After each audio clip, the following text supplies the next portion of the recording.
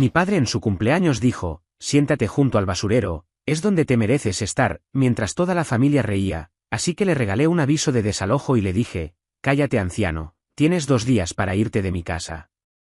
Soy Camilo, y todo comenzó con mi familia, o mejor dicho, con la forma en que ellos decidieron tratarme desde que tengo memoria. Mis padres, Ernesto y Rosa, siempre tuvieron una idea muy clara de lo que significa ser hombre. Para ellos, un hombre de verdad era alguien que se casaba joven, tenía hijos pronto y vivía una vida llena de mujeres, aventuras y una familia numerosa. Mis hermanos, Pablo y Leandro, encajaban perfectamente en ese molde. Yo, en cambio, nunca lo hice. Desde que era pequeño, supe que era diferente. No porque fuera raro o porque quisiera serlo, sino porque mis prioridades no eran las mismas que las de mi familia. Mientras Pablo y Leandro pasaban sus días persiguiendo chicas, cambiando de pareja cada pocos meses y teniendo hijos desde que eran casi adolescentes, yo me enfocaba en trabajar, en construir algo sólido para mi futuro. No es que no me gustaran las mujeres o que no quisiera una familia algún día, pero para mí, primero estaba asegurar mi estabilidad. Quería una casa propia, un negocio que funcionara, un futuro que no dependiera de nadie más. Pero para mis padres, eso no era suficiente. Para ellos, yo era un fracasado, un perdedor que no sabía cómo vivir la vida. Recuerdo los días en que era pequeño, cuando todavía había algo de calor en mi familia. Mi madre, Rosa, me abrazaba cuando llegaba del colegio con buenas notas. Mi padre, Ernesto, me llevaba a jugar fútbol los fines de semana y me decía que algún día sería un gran hombre. Esos recuerdos me mantuvieron atado a ellos durante mucho tiempo, incluso cuando las cosas cambiaron. Porque cambiaron, y mucho. Cuando crecí, empecé a notar cómo mi padre miraba a mis hermanos con orgullo, mientras que a mí me veía con desdén. «¿Cuándo vas a traer una novia a casa, Camilo?», me decía. «¿Cuándo vas a darnos nietos? Mira a Pablo, ya tiene 2 hijos, y Leandro, con 3. ¿Y tú? ¿Qué tienes? Nada más que tus tontos trabajitos». Esas palabras se clavaban como cuchillos, pero yo intentaba ignorarlas. Pensaba que, si seguía esforzándome, si les demostraba que mi camino también valía la pena, algún día me aceptarían. Trabajé duro, ahorré cada peso, y con el tiempo logré cosas que nunca imaginé. Compré mi primera casa a los 25 años, luego una segunda, y después un par de propiedades más que alquilaba para tener ingresos extra. Mientras mis hermanos gastaban su dinero en fiestas y en mantener a sus hijos con trabajos inestables, yo construía mi futuro ladrillo por ladrillo. Pero para mis padres, eso no significaba nada. Para ellos, un hombre sin esposa ni hijos era un hombre incompleto. Intenté llevarme bien con ellos, de verdad lo hice. A pesar de sus comentarios hirientes, de las veces que me llamaban perdedor frente a mis hermanos o incluso frente a otros familiares, yo seguía buscando una forma de mantener la paz. Recordaba los días en que éramos una familia unida, cuando mi madre me preparaba mi comida favorita y mi padre me enseñaba a montar bicicleta. Esos recuerdos me hacían pensar que, tal vez, algún día podríamos volver a ser así. Pero estaba equivocado. Todo cambió un día que nunca olvidaré. Era un martes por la tarde, y mis padres me llamaron para pedirme que fuera a su casa. Cuando llegué, los vi sentados en el sofá, con los ojos rojos y las manos temblando. Mi madre apenas podía hablar, y mi padre, que siempre había sido un hombre orgulloso, parecía derrumbado. «Nos despidieron, Camilo», dijo mi madre entre sollozos. «Los dos. Dijeron que somos demasiado viejos para el trabajo. Ernesto tiene 57 años, yo 55. Nadie nos quiere contratar por nuestra edad». Verlos así me rompió el corazón. A pesar de todo lo que habían dicho de mí, a pesar de las burlas y el desprecio, eran mis padres. No podía dejarlos en la calle. Así que les ofrecí una solución. «Tengo una casa que no estoy usando», les dije. «Es una de las propiedades que compré. Pueden mudarse ahí, vivir sin preocupaciones. Yo me encargo de todo, la comida, los servicios, lo que necesiten». Sus rostros se iluminaron, y por primera vez en años, vi algo de gratitud en sus ojos. Mi padre me dio un abrazo torpe, y mi madre me dijo que siempre habían sabido que yo era un buen hijo. Ese momento me dio esperanza. Pensé que, tal vez, esto era lo que necesitábamos para volver a ser una familia. Los primeros meses fueron buenos. Mis padres se instalaron en la casa, una propiedad bonita en un barrio tranquilo. Yo pagaba todo, la luz, el agua, el gas, incluso les dejaba dinero para que compraran comida o lo que necesitaran. Cada vez que los visitaba, intentaba hablar con ellos, compartir un café, recordar los viejos tiempos. Pero poco a poco, las cosas volvieron a ser como antes. O quizás peores. No sé en qué momento olvidaron que estaban viviendo en mi casa, que yo era quien los mantenía. Pero lo olvidaron. Las burlas volvieron, más crueles que nunca. Cada vez que iba a visitarlos, mi padre encontraba una forma de humillarme. ¿Todavía sin novia, Camilo? Cuando vas a ser hombre de verdad, decía mientras se reía con mi madre. Mis hermanos, Pablo y Leandro, no se quedaban atrás. Ellos también vivían de forma inestable, dependiendo de trabajos temporales y de las mujeres con las que estaban, pero para mis padres, ellos eran el ejemplo a seguir. Mira a tus hermanos, me decía mi padre. Ellos sí saben cómo vivir. Tú, en cambio, eres un fracaso. Todo el dinero del mundo no te hace hombre, esas palabras dolían, pero yo seguía intentando. Pensaba que, si seguía siendo paciente, si seguía ayudándolos, algún día entenderían. Pero me equivocaba. Las burlas no paraban, y cada vez eran más crueles. Mis hermanos se unían, y a veces incluso mis tíos y primos, que venían de visita, se reían de mí como si fuera el chiste de la familia. Camilo, el solterón, decían. Camilo, el que no sabe vivir. Yo apretaba los dientes y me decía a mí mismo que no valía la pena discutir. Pero dentro de mí, algo empezaba a romperse. El punto de quiebre llegó cuando se acercaba el cumpleaños de mi padre. Iba a cumplir 58 años, y mi madre planeó una gran fiesta en la casa que yo les había dado.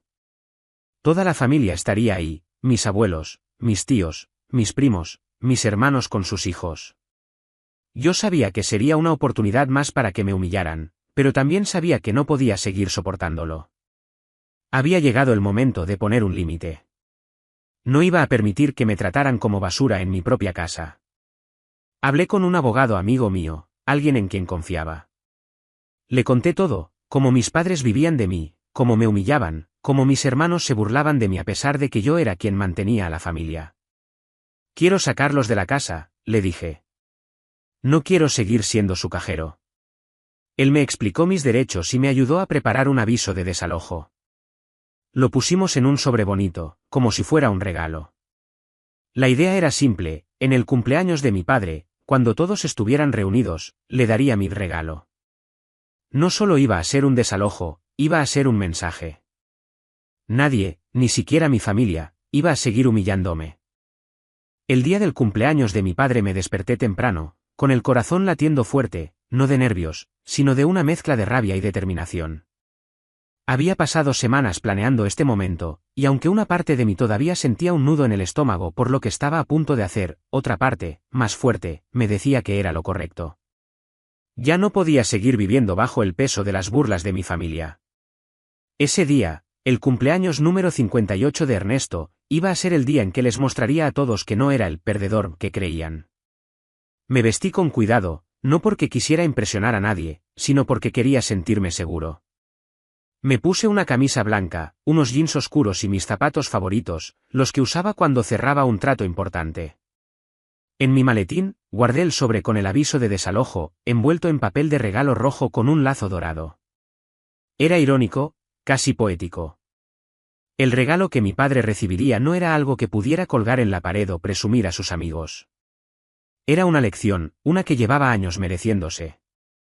Cuando llegué, la escena era exactamente como la había imaginado.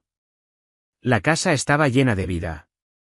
El patio estaba decorado con globos y guirnaldas, y el olor a comida casera flotaba en el aire. Mi madre, Rosa, había preparado el plato favorito de mi padre, arroz con pollo, con ese toque especial que solo ella sabía darle. Había una mesa larga en el comedor, cubierta con un mantel blanco, y alrededor de ella estaban todos, mis abuelos, mis tíos, mis primos, mis hermanos Pablo y Leandro con sus hijos correteando por ahí. La risa llenaba el lugar, y por un momento, casi me sentí parte de esa familia feliz. Pero sabía que era una ilusión.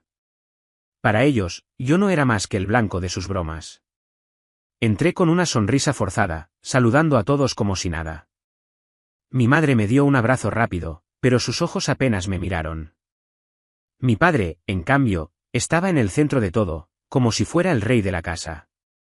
Estaba sentado en una silla al final de la mesa, con una cerveza en la mano, contando alguna historia exagerada sobre sus días de juventud. Todos lo escuchaban, riendo y aplaudiendo. Cuando me vio, su sonrisa se torció un poco, como si mi presencia le molestara. «Mira quién llegó», dijo con un tono burlón. «El solterón de la familia». «¿Qué traes, Camilo?» «Otra excusa para no tener novia». Las risas estallaron a su alrededor, y mis hermanos fueron los primeros en unirse, como siempre. Intenté ignorarlo, como había hecho tantas veces antes. Puse el regalo envuelto en la mesa junto a los otros, un montón de cajas con lazos y bolsas de colores. Nadie notó que mi paquete era diferente, y eso estaba bien. Quería que fuera una sorpresa. Me senté en una esquina, tratando de pasar desapercibido, pero mi padre no iba a dejarme en paz tan fácil.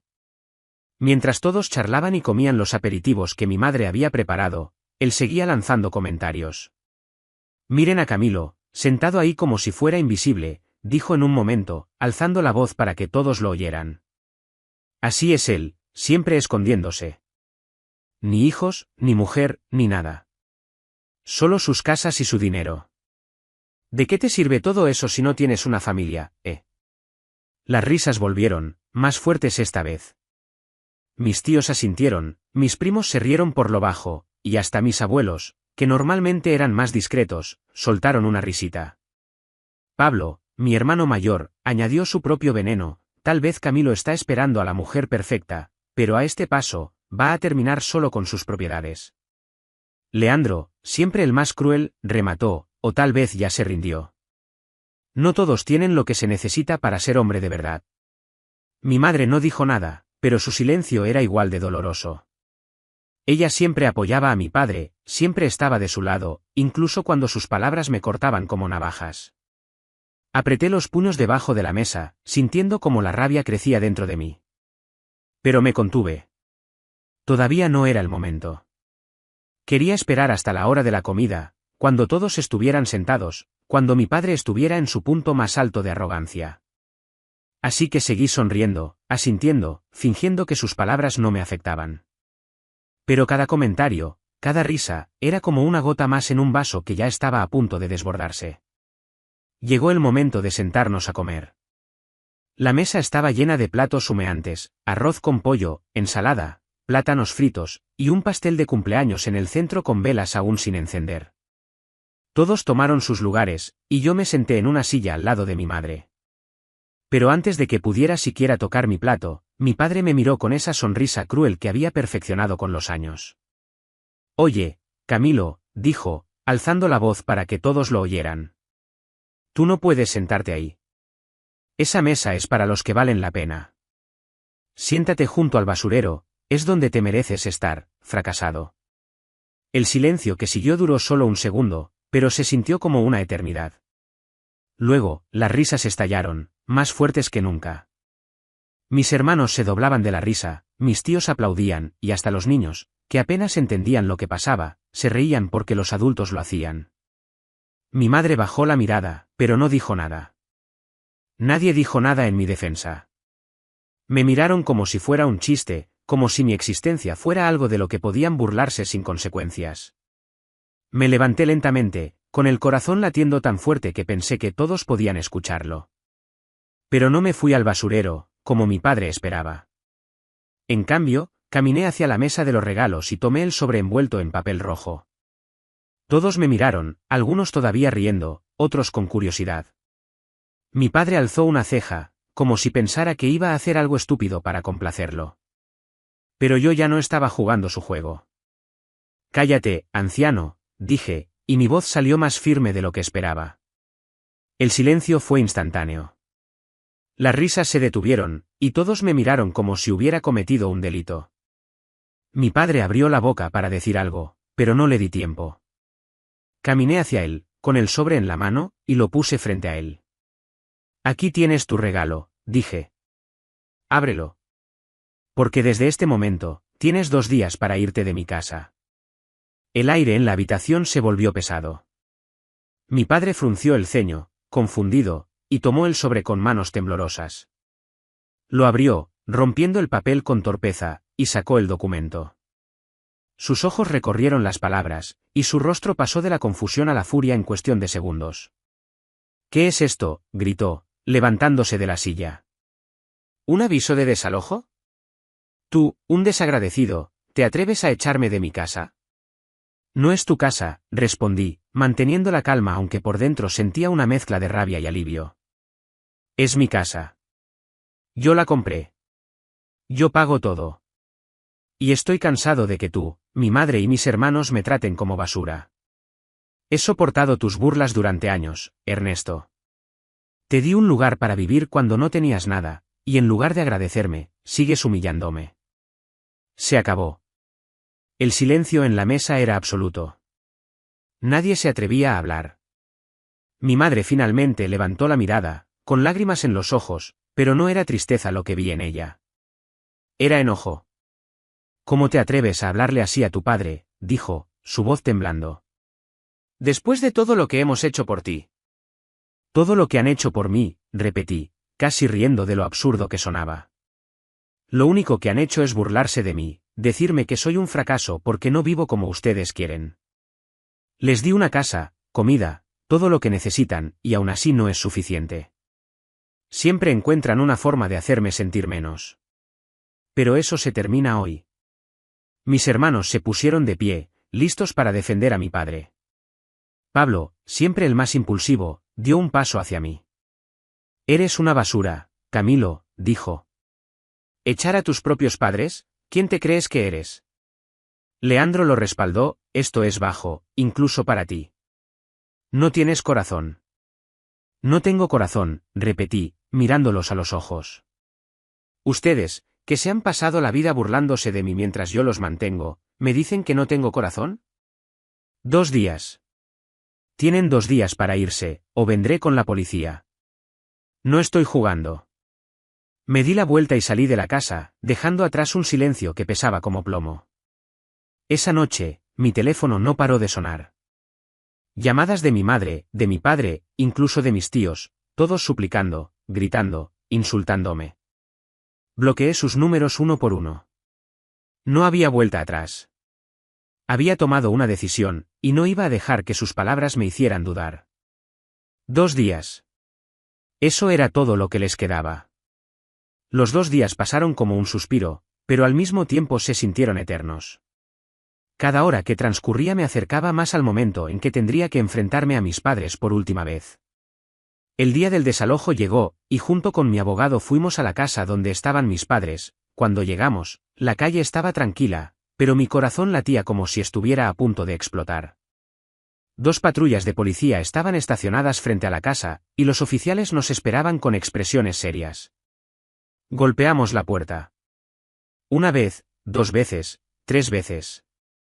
Nadie respondió. Podía escuchar movimiento dentro de la casa, pasos apresurados, murmullos. Sabía que estaban ahí, probablemente esperando que me arrepintiera en el último segundo. Pero no iba a ceder. El oficial golpeó más fuerte y gritó: «¡Abran la puerta! ¡Es la policía!». «Tienen 10 segundos, o entraremos por la fuerza». Silencio. Luego, el sonido de una cerradura. La puerta se abrió lentamente, y ahí estaba mi madre, Rosa, con el rostro pálido y los ojos hinchados de tanto llorar. Detrás de ella, mi padre, Ernesto, estaba de pie, con los brazos cruzados y una mirada de puro desprecio. «Camilo, ¿cómo puedes hacernos esto?», dijo mi madre, su voz temblando. «Somos tus padres. Te dimos la vida. ¿Y así nos pagas?». No respondí. No quería caer en su juego. Miré al oficial y le hice una seña para que avanzara. «Tienen que salir ahora», dijo el oficial, con un tono que no dejaba espacio para discusiones. «Si no, los sacaremos nosotros». «Camilo, por favor», suplicó. «No tenemos a dónde ir. Somos viejos, nadie nos va a dar trabajo». «¿Qué vamos a hacer?». Por un momento, sentí una punzada en el pecho. Eran mis padres, los mismos que alguna vez me habían abrazado, que me habían llevado al parque, que me habían enseñado a caminar. Pero entonces recordé todas las veces que me habían llamado fracasado, todas las risas, todas las humillaciones. Recordé el cumpleaños de mi padre, cuando me dijo que me sentara junto al basurero, mientras toda la familia se reía a mi costa. Esa punzada se convirtió en fuego. Vayan y duerman en un basurero, dije, mi voz fría como el hielo. Ahí es donde se merecen estar. Las palabras salieron solas, y aunque una parte de mí se sorprendió de lo duras que sonaron, otra parte sintió una liberación que no había sentido en años. Mi padre me miró, atónito, como si no pudiera creer que su fracasado hijo tuviera el valor de hablarle así. Mi madre dejó de llorar por un segundo, con la boca abierta, pero no dijo nada. Los oficiales no esperaron más. Entraron a la casa y comenzaron a indicarles que recogieran sus cosas. Mis padres intentaron resistirse, diciendo que necesitaban más tiempo, que no podían llevarse todo en un día. Pero los oficiales fueron firmes. Mis padres salieron de la casa, cada uno cargando un par de maletas. Mi madre seguía llorando, pero mi padre no me miró. Pasó junto a mí con la cabeza gacha, como si no pudiera soportar verme. Los oficiales los escoltaron hasta la calle, y ahí se quedaron, de pie, con sus maletas a su lado. No tenían auto, no tenían a dónde ir.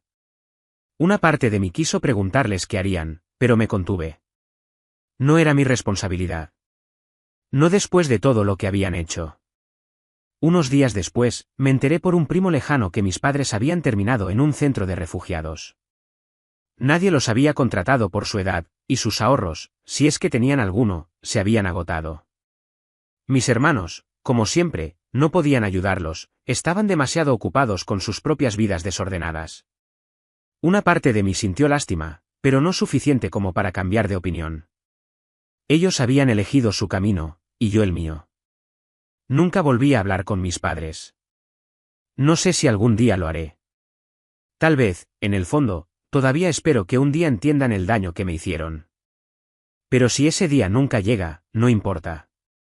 He aprendido a vivir sin su aprobación. He aprendido que no necesito sentarme junto al basurero para sentirme digno. Y eso, más que cualquier casa o cualquier cantidad de dinero, es mi mayor victoria. Suscríbete para más historias diarias.